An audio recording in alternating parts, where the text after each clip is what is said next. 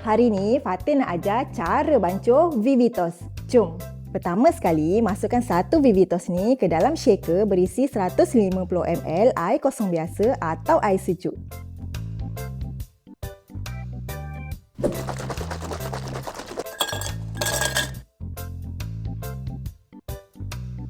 Bismillahirrahmanirrahim.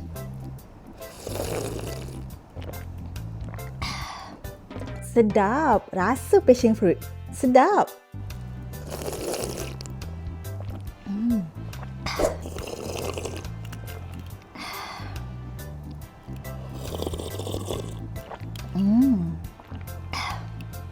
Nak Vivitos ni, pergi beli dekat beg kuning sekarang. Stok sangat limited. Cuba dulu, baru tahu.